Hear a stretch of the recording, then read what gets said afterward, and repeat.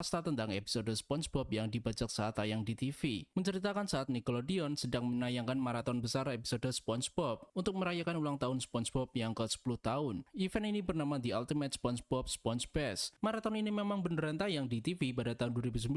Nantinya kalian akan menonton banyak sekali episode SpongeBob selama 2 hari non-stop. Namun selama maraton episode itu berlangsung, para penonton mengaku melihat kejadian yang aneh. Awalnya hanya berupa glitch kecil, frame yang tiba-tiba nge-freeze, atau potongan episode yang berubah secara tidak normal. Namun kemudian siaran itu semakin berubah menjadi lebih parah, seperti muncul gangguan aneh seperti distorsi, dan beberapa karakter di dalamnya mengalami cacat fisik.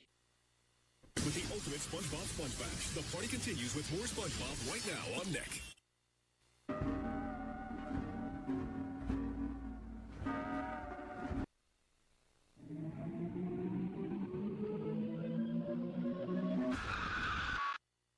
Gangguan itu semakin parah hingga muncul pesan-pesan menakutkan di layar. Tulisan itu tampak menghina dan meneror pihak Nickelodeon. Awalnya mereka mengira kalau ini adalah kesalahan teknis. Namun setelah ditelusuri, ternyata siaran maraton SpongeBob itu dibajak oleh seseorang. Pelaku pembajakan tersebut merupakan mantan karyawan Nickelodeon. Menurut cerita, ia marah terhadap Nickelodeon karena merasa para pekerja kreatif diperlakukan secara buruk dan karya seni sudah kehilangan maknanya.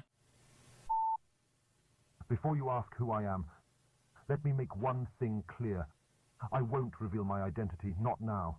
That'll be for the authorities to figure out.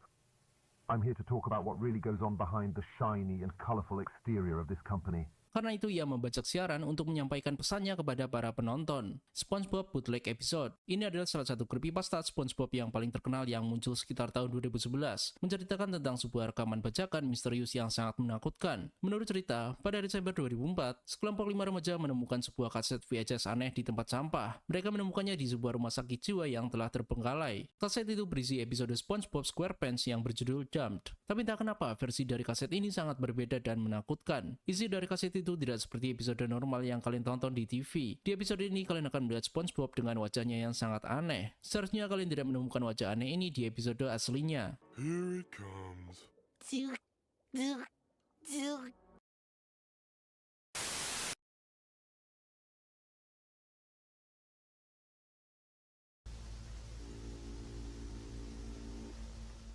SpongeBob kelihatan memiliki kedua mata yang melotot dan kelihatan tidak ada mulut sama sekali. Dan nuansa dari layar itu nampak sangat gelap dan bikin merinding. Bagian paling terkenal dari creepypasta ini adalah jika seseorang menatap gambar tersebut cukup lama, SpongeBob akan berkedip. Namun ada hal lain yang lebih mengerikan dari itu. Para 5 remaja yang menonton kaset VHS itu mengalami nasib yang tragis. 2 dari 5 remaja tersebut melakukan 1 orang menghilang, 1 orang menolak membicarakan apa yang terjadi padanya, dan 1 orang terakhir mengalami trauma dan menyerahkan kaset itu ke seorang paranormal. Setelah itu keberadaan kaset VHS terkutuk itu tidak pernah terlihat lagi.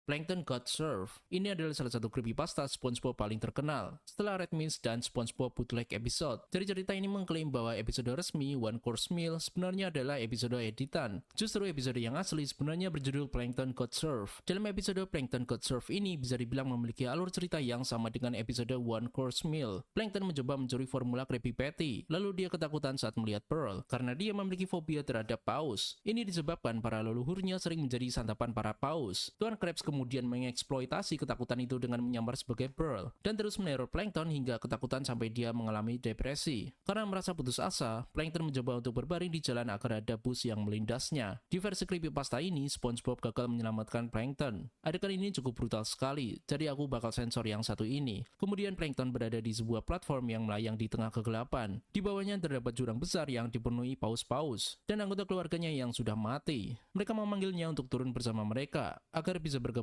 mereka di surga.